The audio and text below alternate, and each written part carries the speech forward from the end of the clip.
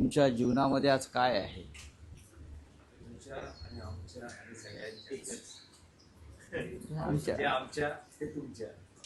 काय नाही, काही नाही. आमच्या जीवनामध्ये आता पुन्हा एकदा संघर्ष आहे. आमच्यापेक्षा 30% जास्त तुमच्याकडे. आमच्या जीवनामध्ये संघर्ष आहे, तो काय थांबत नाही. आम्ही असं म्हणजे मी असं ठरवलं होतं की आता विश्रांती घ्यावी, आराम करावा.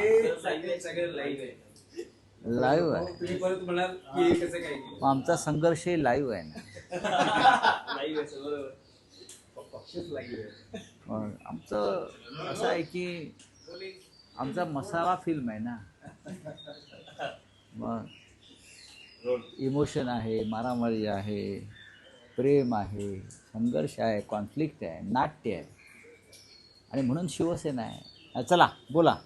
त्या दिवसामध्ये जे इतके दिवस सगळे स्पेक्युलेशन होते, काय झालं, काय होणार, काय पुरावे, काल सगळ्यांसमोर सगळे 6 खासदार आले, सगळ्यांसमोर त्यांनी सांगितलं कशा प्रकारे आले. एकनाथ शिंदेनी एवढं मोठं एक्सप्लेनेशन दिलं, सांगितलं की कशा हे खासदार का आलेत वगैरे. आता काय तुमची भूमिका? काय भूमिका असणार? काल मी ऐकलं की ते जे डेप्युटी सीएम आहेत महाराष्ट्राचे, काल त्यांच्या पक्षाचा नाशिकमध्ये पराभव झाला. नाशिकमध्ये विधान परिषद निवडणुकीत पराभव झाला. भारतीय जनता पक्षाची सर्व मतं गोकुळ गीतेंना पडली, पण पुढल्या 2 तासात गोकुळ गीतेंना विकत घेऊन त्यांनी आपल्या पक्षामध्ये आणलं. 2 तासात, पुढल्या 2 तासामध्ये गोकुळ गीते मला वाटतं गेले ना त्यांच्या पक्षात 2 तासात. हे राजकारण सध्या महाराष्ट्रात चाललं. पैसा फेको तमाशा देखो. आता काल जसे झाकलेले पुतळे उघडतात, तसे काय ते झाकलेले 6 गद्दारांचे पुतळे मिंद्याने असे उघडले आणि दाखवले, बघा हे 6 गद्दार आहेत, हे 6 गद्दार आहेत. आणि काय म्हणाले, आम्ही त्यांचा मान सन्मान ठेवू. काय ठेवू? मग आमच्या पक्षात म्हणजे शिवसेनेमध्ये मान सन्मान नव्हता का? मग आमच्या पक्षात काय होतं? आमच्या पक्षामध्ये अधिक मान सन्मान होता, स्वाभिमान होता, सर्व काही होतं. आता हे मान सन्मान ठेवणार म्हणजे काय करणार? यांचा मान सन्मान हा 50 कोटी 75 कोटी प्रत्येकाला मिळालेले आहेत, आणि त्याला ते मान सन्मान समजतात. काय तर म्हणून निधीसाठी गेले. आकडे आले आहेत ना. जो निधी आहे तो सुद्धा हे धड वापरू शकले नाहीत. 15-15, 16-16 कोटीचा निधी पडून आहे. निधी हा विकास कामासाठी असतो ना, विकास निधी आहे ना. मग जे आकडे आता समोर आलेले आहेत आपल्या माध्यमातून, तो निधी का वापरला गेला नाही? कोणी तुम्हाला अडवलं होतं? तुमच्या भागात विकासासाठी हा निधी आपण वापरला नाहीत. आणि आता तुम्ही कोणत्या निधीसाठी गेलात? विकासासाठी गेलो. एका खासदाराचा तर 16 कोटी निधी शिल्लक आहे. एकानं शिर्डीमध्ये फक्त 5-25 लाखच खर्च केले. आता या नवीन पक्षात गटात गेल्यामुळे त्यांना निधी म्हणजे ठेकेदारी मिळणार. 200 कोटीची कामं मिळणार निधी म्हणून, 300 कोटी, आणि त्यातले 25% जे आहेत थेट हे तुमच्या घरात जाणार. यासाठी हा त्यांचा मानसन्मान. ठेकेदारीतले कमिशन आणि किकबॅक मिळणं हा त्यांचा मानसन्मान. जनता या राज्याची किंवा त्या मतदारसंघातली खुळी नाही. काल मिंदे गटातला एक पोपट म्हणत होता काहीतरी, हे काय पाळणाघर आहे का? हिंदुहृदय सम्राट शिवसेना प्रमुखांनी त्यांच्या वक्तव्याची खिल्ली उडवायचं काम काल मिंदे गटाने केलं, आणि हे बाळासाहेब ठाकरेंचा विचार पुढे घेऊन चालले. हिंदुहृदय सम्राट बाळासाहेबांनी वृद्धाश्रम काढले आणि पाळणाघरं पण काढली मुलांसाठी शिवसेनेनं, आणि त्याच पाळणाघरातून हे सगळे मिंदे तिकडे गेलेले आहेत. त्यांचं पालनपोषण याच पाळण्याघरात झालं आहे मातोश्रीच्या, नाहीतर तुम्हाला कोणी विचारलं असतं? कुपोषणाने मेला असतात. वृद्धाश्रमं काढली शिवसेना प्रमुखांनी. जेव्हा प्रथम सरकार आलं मनोहर जोशींच्या नेतृत्वाखाली, तेव्हा महाराष्ट्रामध्ये मातोश्री वृद्धाश्रम योजना काढली. स्वतः शिवसेना प्रमुखांनी आणि महासाहेबांनी मातोश्री वृद्धाश्रम फार चांगल्या प्रकारे चालवलं आहे. तेव्हा पाळणाघरं, वृद्धाश्रम ही मानवतेची कामं आहेत. ती तुम्हाला कधीच जमणार नाही. तुम्ही ठेकेदारांची पाळणाघरं केलेली आहेत. आता हे जे गद्दार तुम्ही 6 घेतलेले आहेत, ठीक आहे ना, त्या गद्दारांचा मान सन्मान जरूर राखा, पण मतदारसंघातली जनता मात्र त्यांना माफ करणार नाही. सन्माननीय उद्धव ठाकरे हे 27 तारखेपासून या सर्व मतदारसंघाच्या दौऱ्यावर आहे.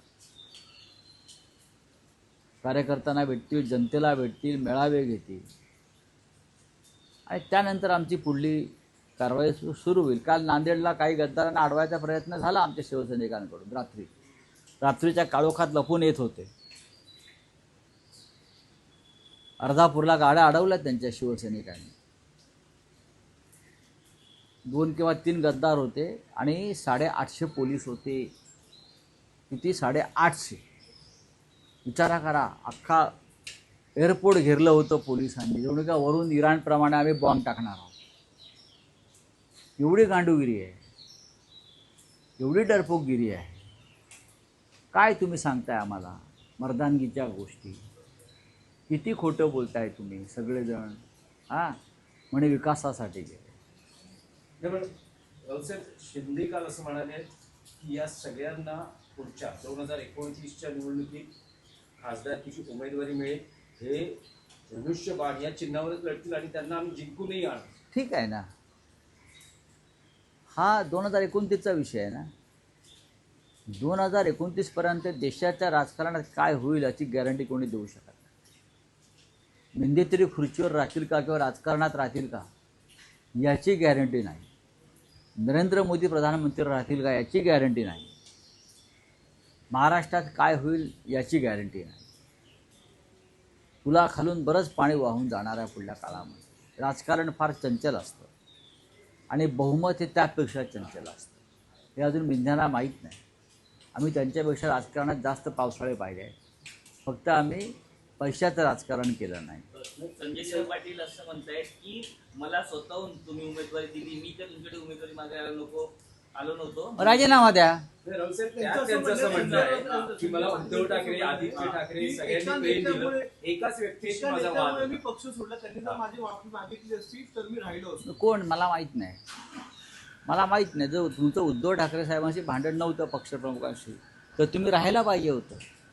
आणि ज्यांचं तुमच्याशी भांडण आहे त्या संदर्भात मातोश्रीवरती येऊन चर्चा करायला पाहिजे होती.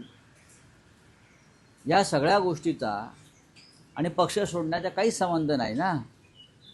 आपण हे का सांगत नाही की माझ्याकडे 13 तारखेला 15 कोटीची खोकी आली,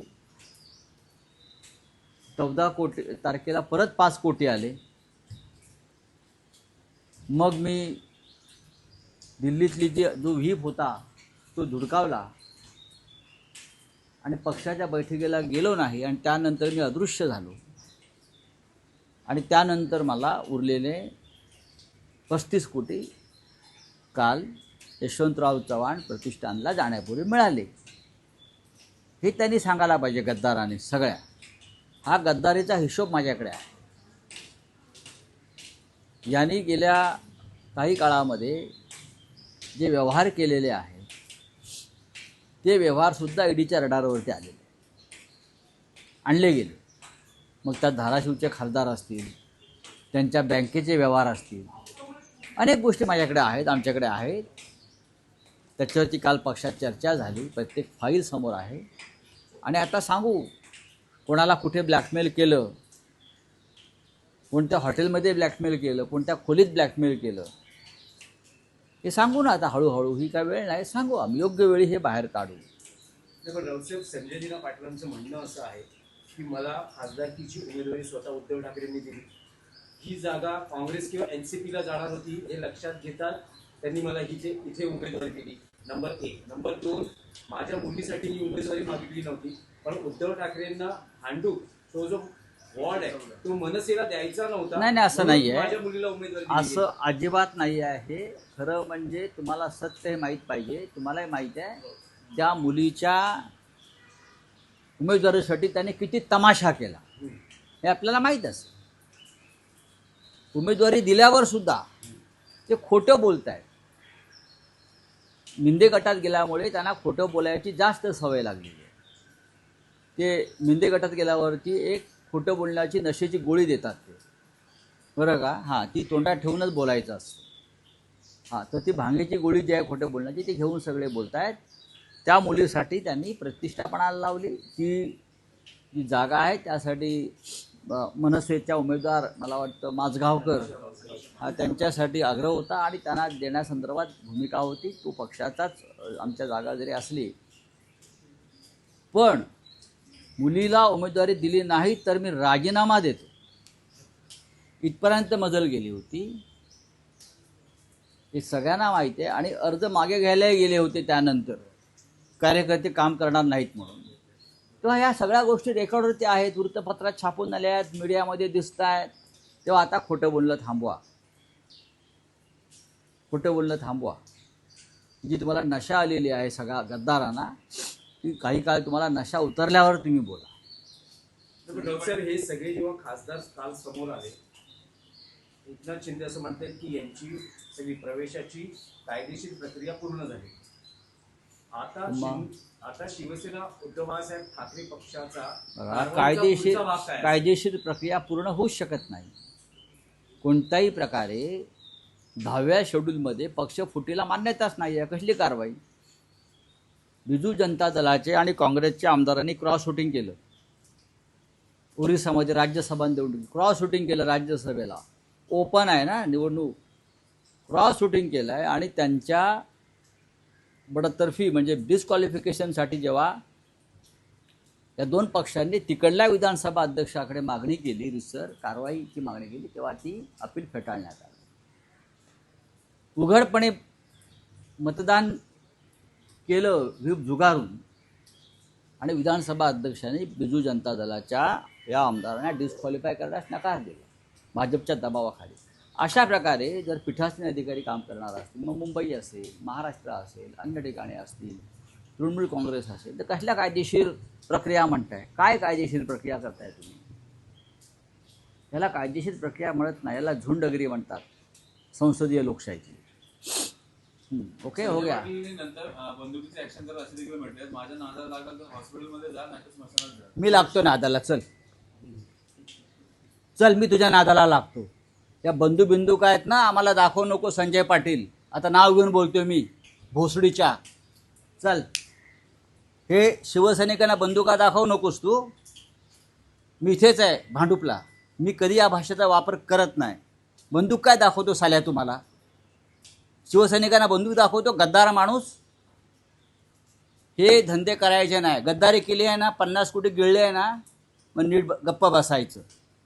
परत ही भाषा करायची नाही बंदुकीची. ती बंदूक तुझ्या ढोंगणात घातली जाईल. चला, मला बोलायचं आहे ते बोललोय मी. ही भाषा नाही करायची शिवसैनिकाशी. बंदूक काय दाखवतो तू आम्हाला? सिक्युरिटी काढून ये, जी तुला Z+ काय दिली आहे ना. चल आता बघतो मी. तुमचं संजय दिना पाटलांना थेट आव्हान. अरे सोड रे, गद्दारांना आव्हान आहे माझं. हे काय आम्हाला बंदूक दाखवतात साले? हे बंदुका दाखवतात का आम्हाला? काही लॉ अँड ऑर्डर आहे की नाही मिस्टर फडणवीस? अमित शहाच्या नावावरती जीवावरती आमच्या दादागिऱ्या करू नका गुजरातांच्या. चला, अरे सोड रे एकनाथ शिंदे. अरे सोड रे एकनाथ शिंदे. तू काय एकनाथ शिंदे करतो रे? चल. हाँ,